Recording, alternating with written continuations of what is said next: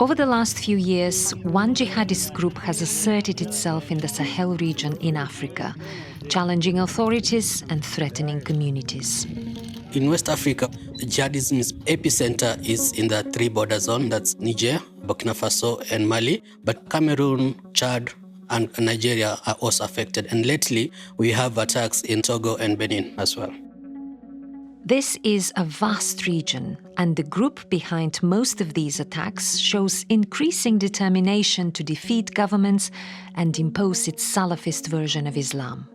JNIM is Al-Qaeda's branch in the Sahel, and the name is an acronym. It stands for Jamaat Nusrat al-Islam wal-Muslimin, which means the group for the support of Islam and Muslims. This is a violent group. Its attacks are frequent and deadly, and they are aimed at military as well as civilian targets. And women often bear the brunt of its violence. In the evenings, they gather at a place like a market where they trade whatever they've captured, women and other things. Maybe you're a fighter. You've been there for like 3 to 4 months. You've now got a woman. Maybe somebody's fed up with a girl. He can sell the girl to you. They take hostages for ransom and exploit the riches of these lands. With climate change, there's much less land available. Water is less available as well, which is also affecting herding activities. And so gold mining is becoming more of a significant activity. JNIM is able to embed itself into the supply chain of gold in order to get profit. In part 1 of this mini-series, we explored the structure and ideology of JNIM. In this episode, we'll try to understand its impact on local life and on the region's complex geopolitics, which increasingly looks like a proxy war on both the information and physical battlefields.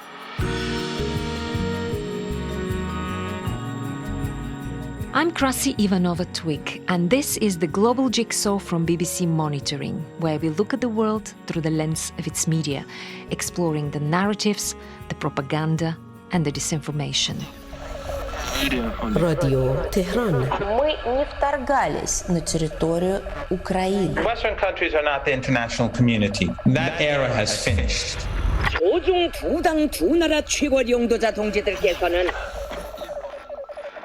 JNIM lords it over large chunks of territory in the Sahel. Our guide to this part of the world is Collins Nabizwa, Africa's security analyst in our Nairobi bureau. In the first part of this series, we looked into some of the mold-breaking leaders of JNIM. On the opposite side of this fight are a few military coup leaders who have broken up with old colonial masters in favor of new foreign friends, and they too deserve our attention. I think the three coup leaders in Mali, Burkina Faso, and Niger have not cut from the same cloth. Assimi!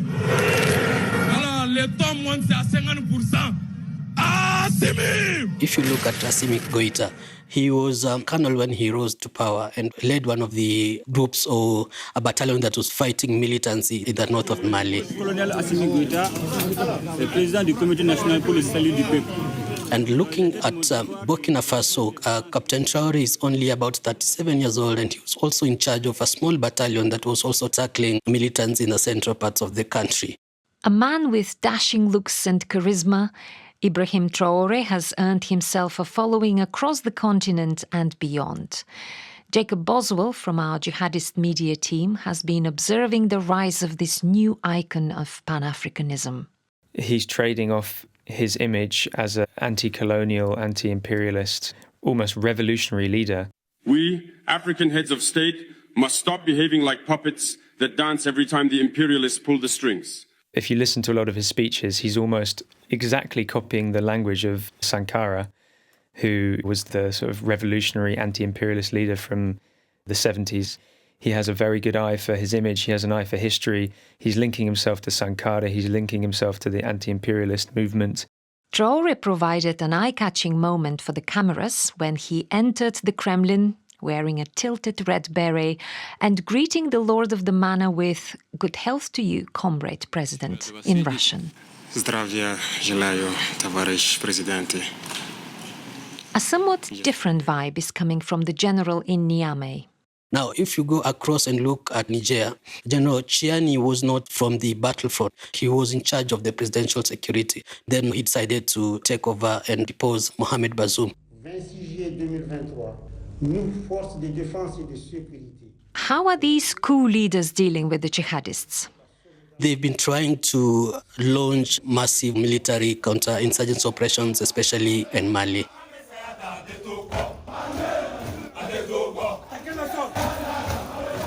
If you look in Mali, especially the north and the east, they've decided to look for alternative military partners to help them combat these jihadists. We've seen Mali reaching out to Turkey for arms and even other military support. And of course, now Russia is their favorite or preferred military partner for these counter operations.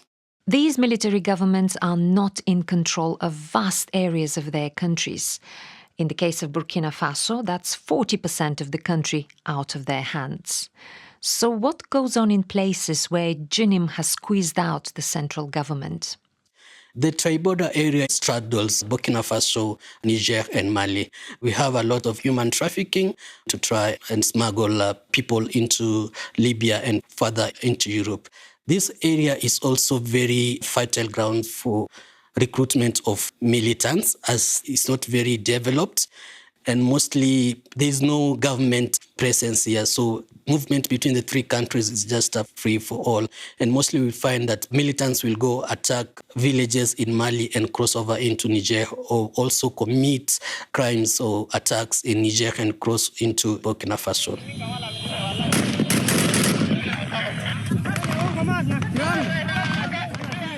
They target villages that are deemed to be very close to the government, but lately they've been targeting military convoys, military columns, and government installations.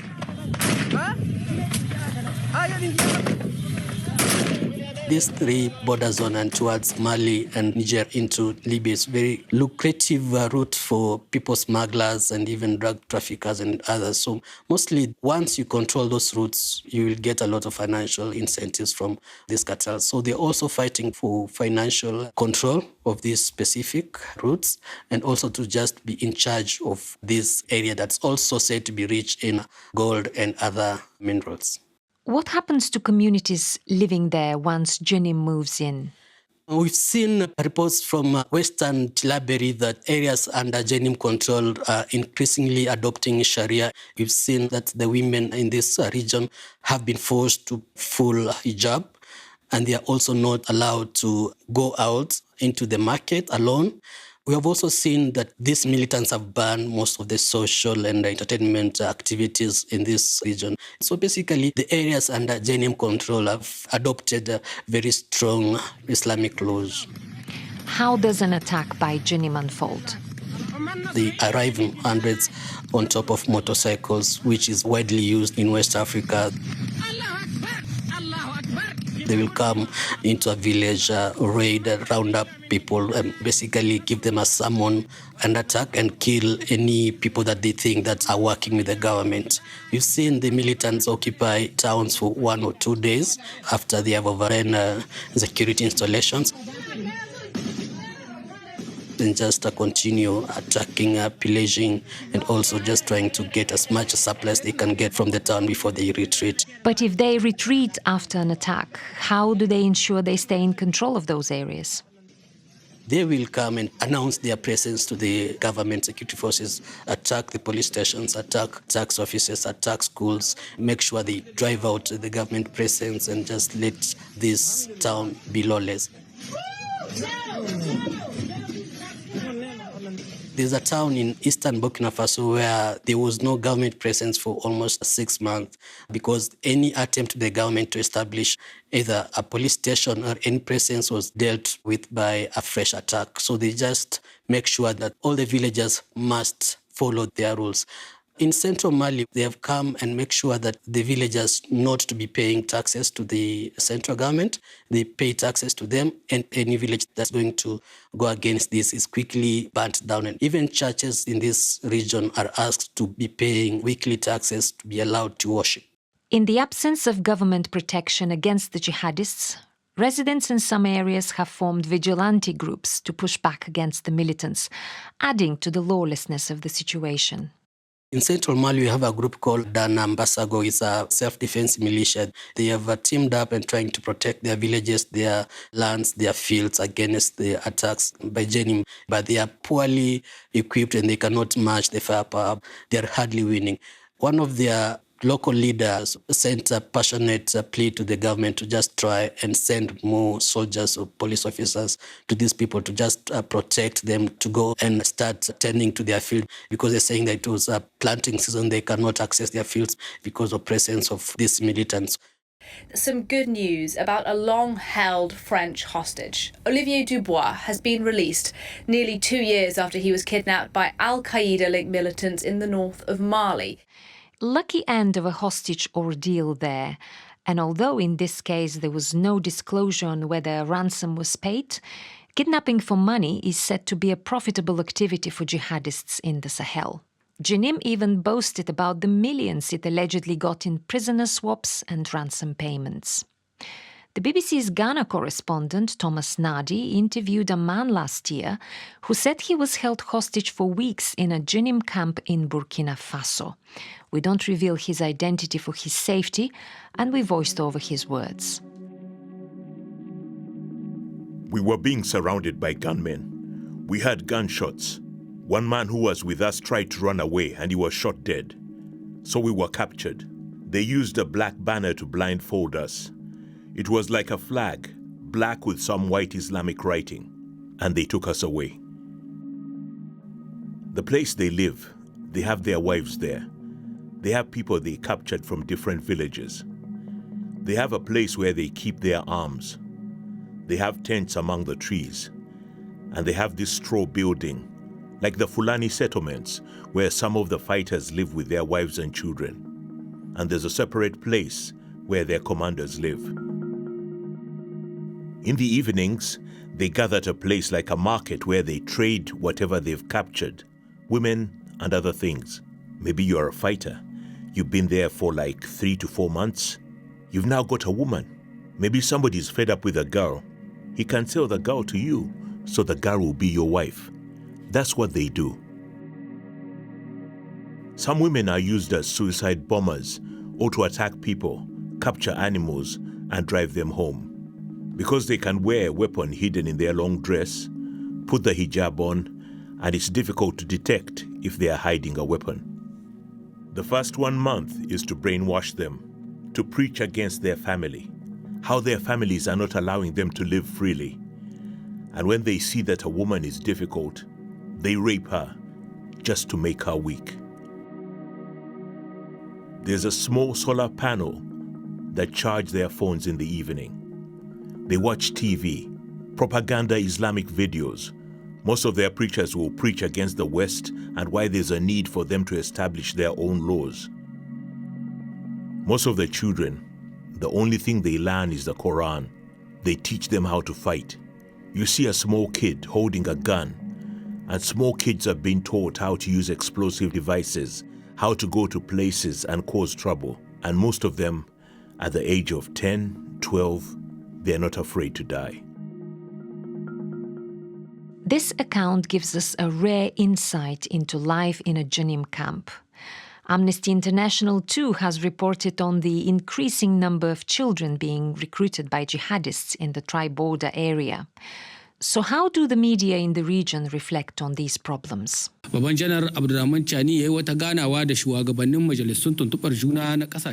three military authorities have, in a way, tried to limit the coverage to the official government lines. Le capitaine Ibrahim Traoré, Assimi Goïta, le général d'armée Abdraman Tiani, les trois leaders à la tête des trois États, ce sont... Most of the newspapers that are readily available in the country, or the TV stations or even radio stations, are not allowed to cover or report on anything that might sway out of the official positions. Actuellement, la page d'information Joliba Evening News sur Joliba TV News. We've seen a TV station in Mali called Joliba TV that was suspended for almost 6 months after one of the panelists in a talk show said that these military juntas are losing the battle against jihadism. It was accused of fomenting destabilization plots and also trying to spread disinformation. So it's very hard to get any other opinion or coverage from media that is present in this country. So clearly, this is a heavily censored subject when it comes to regional and local media. And I wonder, because in this fight we often hear about killings, mass graves, all kinds of atrocities, people being displaced, do these feature in local media reports? Yes, we do see local media reporting about displacements. We've seen reports that very many Burkina Faso refugees are fleeing into Ivory Coast. Le gouvernement ivoirien a décidé d'apporter une assistance humanitaire à plus de 18 000 réfugiés burkinabés. We've seen also people displaced in Mali fleeing into Mauritania. But basically, they are trying to blame these displacements and the mass graves and the killings on the jihadists. It seems that what matters is that the blame for civilian atrocities is shifted onto the jihadists and away from the state and its helpers, the Russians. We have lots of pro-Russia media in the Sahel region. But if you look at a country like Niger and even Burkina Faso, most of their media is pro-Russia. So they give a lot of prominence to any Russian voices that is going to highlight the role of Ukraine or any other, what they call foreign powers in this region. What's the official narrative on the fight against jihadism and Moscow's help in that fight? Officially, they're not relying on Russia for their counter-insurgency. Quand on signe un contrat pour acquérir un équipement, on signe le contrat avec la formation. They only say that Russia gives them equipment, planes, ammunition, and arms. And officially, Russia has only deployed instructors. They have not been officially deployed to go and fight against the jihadism. Sur le terrain pour combattre? Non. Il n'y a aucun Russe sur le terrain pour combattre. But we've seen reports that Russian mercenaries are actively involved in fighting in the front line, especially in northern and eastern Mali. We've seen reports in Niger that Russian mercenaries are also supporting troops in the west of the country that's fighting against the jihadists in places like Tillaberi. Yet on state TV, it is only General Chiani visiting the frontline troops. Avec les autorités militaires de la consacrer à votre zone. We have also seen reports in Burkina Faso media that Russian pilots are also flying the fighter jets to bomb militant positions in the north and the east of the country. And not officially, but we know that Turkey and China are also offering military support to these three countries. It seems that Bamako, Ouagadougou and Niamey have recently been heavily relying on Moscow in their fight against Jinim and other extremists. But despite the rhetoric, the reality on the ground suggests that the Russians are struggling to deliver on their big promise to defeat the jihadists. When you look at what Russia has been doing in Mali, they've really tried to push the jihadists and the other separatist groups further north towards the Algerian border. These the same groups are claiming that they have defeated the Russians, killed hundreds of Russian mercenaries in Tinzaoten. That's about 4 kilometers from the border with Algeria. 7 juillet, nos forces de défense et de sécurité ont été victimes d'une attaque terroriste à Tinzaoten. And lately we've seen the jihadists claiming again killing of hundreds of other Russian mercenaries in the south of the country at a place called Bulkesi. Basically, we are looking at a situation where both sides are claiming victory. We've seen the latest Russian mercenaries from the Africa Corps, which is replacing a Wagner group in Mali, claiming that they have killed some of the leaders of these jihadists in the north at a place called Ansongo, near Gao. So this has turned out to be a tall order for the Russian mercenaries. And of course, Russia is fighting a war of its own with Ukraine. You mentioned Ukraine playing a role in the Sahel, and there have been reports about some kind of Ukrainian presence helping the opposite side. What have you seen in the media about it? I don't think we can minimize the role of Ukraine in the Sahel. Ukraine has kept on popping up every other time. I think one of their senior leaders last year claimed that they've been working with the separatist groups in the north of Mali just to try and launch counter-attacks against the Russians and Mali military. Collins mentioned a battle in Tinzaoten earlier, where dozens of Russians and Malian troops died. We came across an intriguing report in a Ukrainian TV bulletin about it. Вагнера в Малі. Представник ГУР Андрій Юсов натякнув, що повстанці отримали від України необхідну інформацію. It's as a spokesman for Kyiv's military intelligence service, Andriy Yusov, confirmed that rebels in Mali had received necessary information to successfully carry out the attack. Mali broke off diplomatic ties with Ukraine following this remark. There was a panel in Benin. They say that Ukraine is using Mauritania as the point of entry into the Sahel to ship in arms. We've also seen claims that Ukraine has been training militants in Ukraine and sending them back to Mali. The French newspaper Le Monde called Ukraine's involvement in the region discreet but decisive.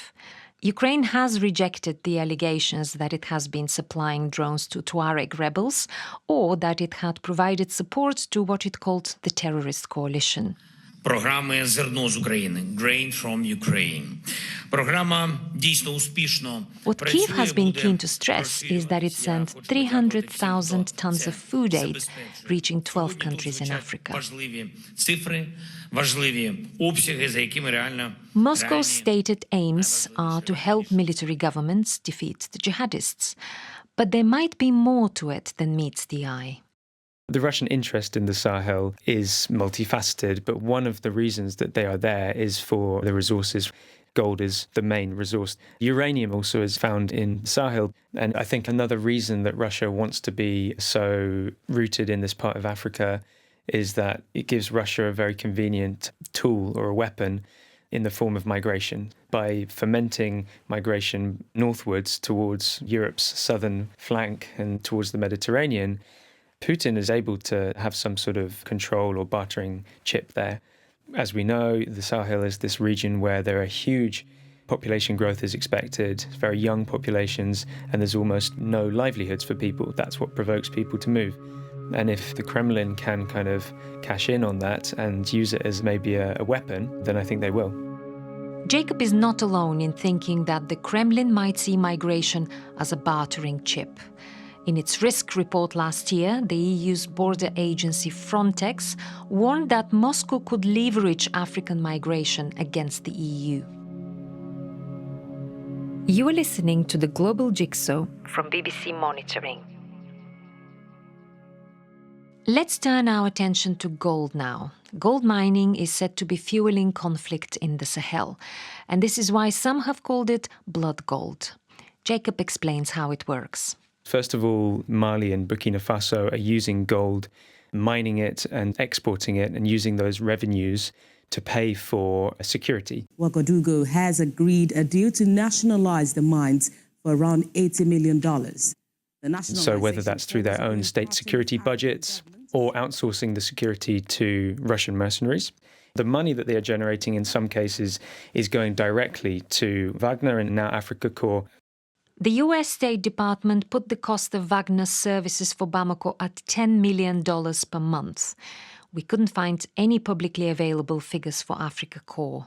The other method is by actually giving Africa Corps and previously Wagner concessions to mine, an arrangement in which Russia is benefiting from future revenue streams. Gold to Russia under Western sanctions since the beginning of the Ukraine war proves very useful to evade sanctions. So it has a kind of double strategic value for Russia. The second way in which gold is implicated in the whole conflict of the Sahel is through artisanal mining, most, if not all of which, happens outside of the control of the government. And jihadists and other armed groups are very integrated into the supply chain of artisanal gold. And so they are using the revenue to fund their own violent activities. Gold is, in the long run, fueling conflict and making the situation, instability in that region worse. When Jacob talks about artisanal gold mining, it's low-tech and perilous. A landslide at a gold mine in southern Mali has claimed the lives of at least 12 people, with many others still missing, most of them women. These are very, very tiny operations. There's almost no machinery. We're talking about small groups of people using the most basic equipment, sometimes sieves, sometimes buckets, men with literally just a torch strapped to their head with a bit of duct tape or a piece of material or whatever, going down extremely tiny shafts looking for gold and then panning it. A large proportion of gold from the Sahel is produced in this way. It's a very important livelihood for people living in that part of the world. How do jihadists come to be in control of these gold mines in the first place? The jihadist groups themselves are not often actually in control of the mines. So the mines are often owned by local landowners, perhaps clans, but the jihadist groups tend to tax the operations. That seems to be the main way in which they generate revenue. So essentially, the jihadist groups are acting as a kind of protection racket by ensuring security, they would say. And how important is this gold taxation for JNIM and its operations in the region? Very important, and increasingly so, because traditionally the main forms of livelihood in the Sahel, especially Mali, were herding and farming. Now, with climate change, there's much less land available to farm, and water is less available as well, which is also affecting herding activities. And so gold mining and mining of other resources as well is becoming more of a significant activity as climate change affects the Sahel more and more. JNIM exploits tensions between farmers and herders, and it also is able to embed itself into the supply chain of gold in order to get profit. So they're not involved in the actual mining, but then the supply chain. How does that work? Who is the buyer? Well, much of this gold is exported sometimes across the porous borders, perhaps with Algeria, and then on to Libya, and then after that onto other states. The UN has had a report where they point to the UAE as being one of the countries that buys some of the gold. The jihadist groups taxing and offering protection services at the gold mines themselves, but also setting up kind of temporary checkpoints on the supply routes. Is there a lot of gold in the Sahel? Burkina Faso is one of the largest gold-producing countries in Africa. And collectively, the Sahel states, so we're talking Mali, Niger and Burkina Faso, produce more gold than any other country in Africa. And gold is quite elusive, isn't it? You can trace the origins of diamonds, but with gold, it's not quite the same. That is right. There was a process in the early 2000s called the Kimberley process, which fairly successfully put an end to blood diamonds. Diamonds are fairly easy to trace back to their point of origin. With gold, it's a bit more complicated because gold is often smelted pretty early on in the production chain. And from that point, it becomes indistinguishable from other gold. So it's very vulnerable to being trafficked and smuggled from conflict zones. This is one of the reasons why blood gold, if we can call it this, is much more difficult to track. Tell me about the plans to open smeltering plants in the region as well. Mali and Burkina Faso have both started building their first gold refineries. Mali's military government has officially entered into an agreement with Russia unveiling plans for a state-of-the-art gold refinery project to be established in the Malian capital, Bamako. The idea being to repatriate the very kind of value-adding element of the supply chain. They're trying to bring it back to capture some of those profits. It seems that a lot of these projects are being put forward with the help of Russia and Russian companies. The challenges for this region seem immense and the prospects bleak. The people of the Sahel are trapped in the melee between military governments and their foreign allies on the one hand, and separatists and jihadists on the other. What hope do they have? Lately, they've been hoping that Russia will come and solve their security crisis. But again, this hope is only contained in urban centers where we've seen lots of pro-Russia rallies, flags and everything. But when you speak with the people in those villages, in the outpost towns, they say that there is no presence of security, either government security or even Russia. They are trying to work through this, trying to forge some understanding with these militants to spare them and just do as they are told, pay taxes and just abide by their rules. JNIM is taking advantage of the security vacuum, getting stronger by the day. Barry Marston on our jihadist media monitoring team, who you might have heard in part 1, has this assessment for the future of the region.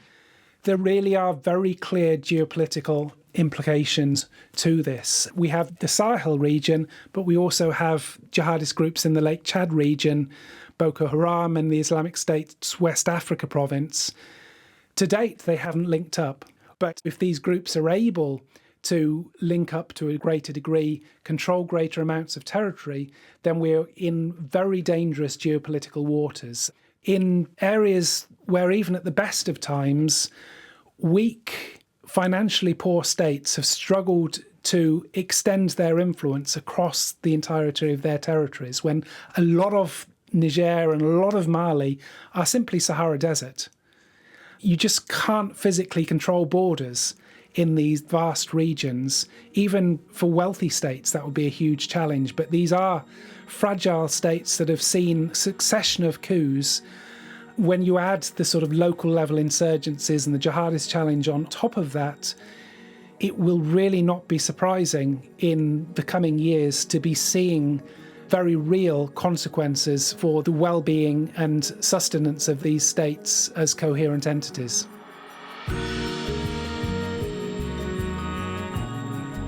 Thank you to Collins Nabizwa, Jacob Boswell and Barry Marston.